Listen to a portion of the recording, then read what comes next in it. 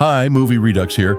Today I'm going to explain an action science fiction film called Young Ones. You don't want to miss this one. In the opening scenes of the film, a vast, desolate expanse unfolds, narrated by a young man named Jerome Home. He laments that he has never witnessed the once verdant landscape described by his father, Ernest, who remembers a time when the land thrived with wheat and grains.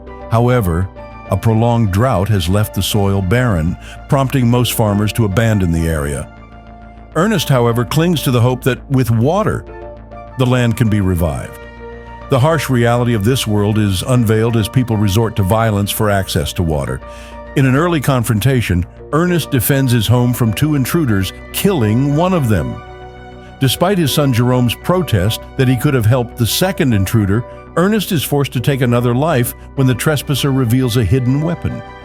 The targeted house harbors an old water pump that proves futile when Ernest attempts to use it.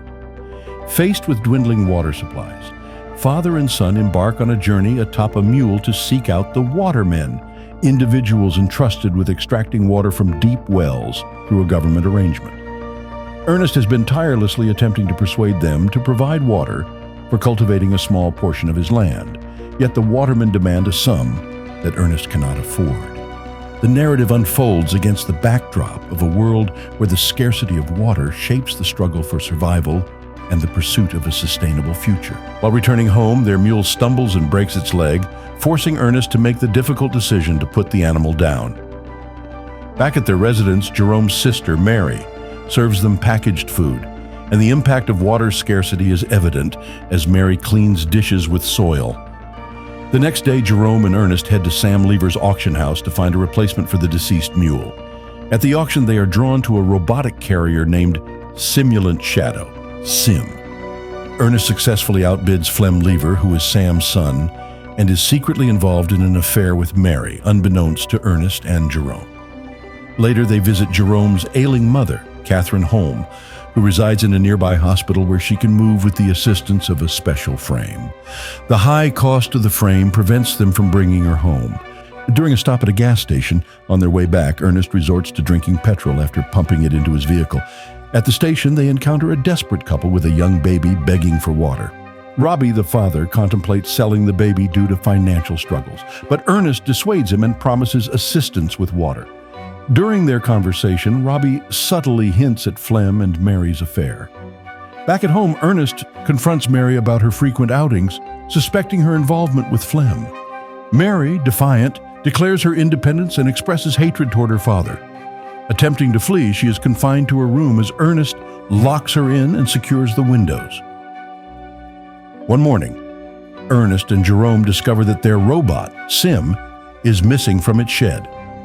Assuming Flem is responsible, Ernest heads to his house, only to learn from Sam that Flem has left with a truck for the mountains that morning. Determined to find Flem, Ernest heads to the watermen, only to be ambushed and rendered unconscious by them. When he comes to, night has fallen and the watermen accuse him of pilfering their supplies. Despite Ernest's protests of innocence, their leader, Caleb, attacks Ernest. A struggle ensues during which Ernest seizes his rifle and manages to escape. While journeying back home, Ernest stumbles upon Flem sleeping on the road, Sim by his side, clear evidence of Flem stealing both the robotic machine and the waterman's provisions. Holding Flem at gunpoint, Ernest takes him hostage, binding him to the stolen machine. Intent on proving Flem's guilt to the waterman, they set out together. During the journey, Flem infuriates Ernest by making inappropriate comments about Mary. As they grow thirsty, Flem persuades Ernest to tap into the waterman's supply. Seated together for a drink, Flem attempts to sway Ernest into releasing him, proposing a plan to share the money. Unyielding, Ernest remains committed to delivering Flem to justice. However, Ernest's physical condition deteriorates, and Flem seizes an opportunity to incapacitate him with a stone, causing Ernest to strike his head on a cliff. Bleeding profusely and unconscious, Ernest awakens to find himself bound in Flem's stead. Flem, now in control, pours water into Ernest's mouth as he cries out in protest. Subsequently, Flem arrives at Ernest's residence on his motorbike to rendezvous with Mary, who joyfully joins him. Given Ernest's prolonged absence, Jerome ventures out to search for him and discovers the abandoned machine along the way. Upon reaching the waterman, he receives the devastating news of Ernest's demise, with the prevailing belief that the machine was somehow responsible.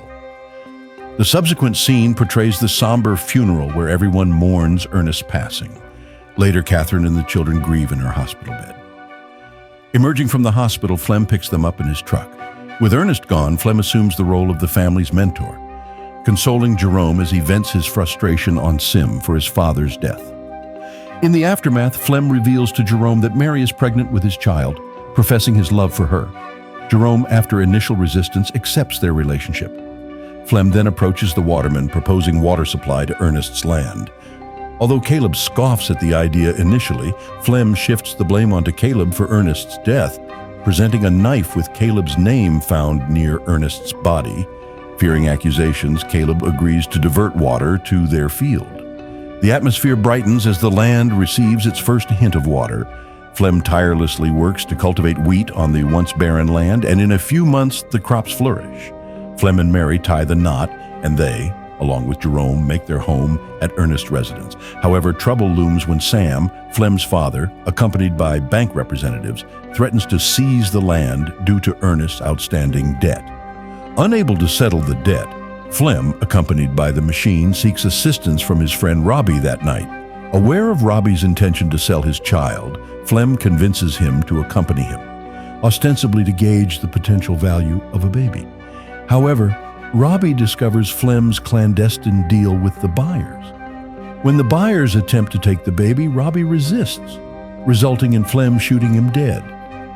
The confrontation sparks a shootout, during which Flem escapes with the money, but Sim, the robot, sustains damage and activates auto mode, returning to its manufacturer, Calvin Hoyman. The next day, Flem uses the money from selling the child to settle the bank debt. Jerome, under the impression that the funds came from selling Sim, remains oblivious to the true source. Meanwhile, Sim, in a damaged state, Calvin contacts the number inscribed on Sim and communicates with Jerome, revealing that the machine has returned. This revelation shocks Jerome, as Flem had previously claimed to have sold Sim to Robbie. Seeking clarification, he then informs them of his plan to visit his mother that evening, but in reality he intends to cross the border and meet Calvin, Sim's manufacturer. Upon reaching the border, Flem encounters resistance from the guard, who denies him passage due to his age.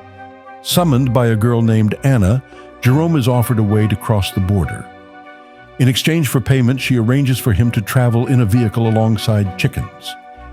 They reunite on the other side, parting ways afterward. Jerome proceeds to meet Calvin, who reveals the intricate functions of the machine. Calvin demonstrates that the machine's eyes function as cameras designed for capturing terrain data for reforestation. As Jerome reviews the recorded footage, he is shocked to discover that Flem was responsible for Ernest's death. Overwhelmed, tears stream down Jerome's face. Returning home that evening, Jerome refrains from confronting Flem about the damning discovery. In the following days, during a deer hunting expedition with Flem, Jerome discreetly keeps the rifle, concealing it under his bed for future use. At breakfast, Jerome casually mentions a call from Robbie, surprising Flem, who insists that Robbie is already deceased. Later, Flem receives a letter purportedly from Robbie, orchestrated by Jerome. The letter instructs Flem to meet Robbie at the location where Ernest was killed. Confused but curious, Flem decides to investigate whether Robbie is still alive. In the evening, Flem informs a pregnant Mary that he needs to go out to sell something, receiving her well wishes. Arriving at the designated place later that night, Flem calls out for Robbie. While walking, Flem stumbles into a pit, breaking his legs. Stranded and calling for help, Jerome unexpectedly appears. Flem, relieved to see him, pleads for assistance. However, Jerome stands before him holding a rock. Realizing that Jerome is aware of the truth, Flem apologizes, insisting it was an accident. Despite Flem's pleas for mercy for Mary and their child, Jerome remains unmoved. He aims the rifle at Flem and shoots him dead. 2 days pass, and Mary grows increasingly concerned about her missing husband. Jerome reassures her, urging patience. He has made the decision to keep Mary in the dark about both Ernest's and Flem's deaths. The movie concludes as Jerome wipes all the video memory from Sim. Thanks for watching. If you enjoyed this video, don't forget to hit the like button, subscribe for more content, and turn on notifications. Your support means the world. Until next time, take care and stay awesome.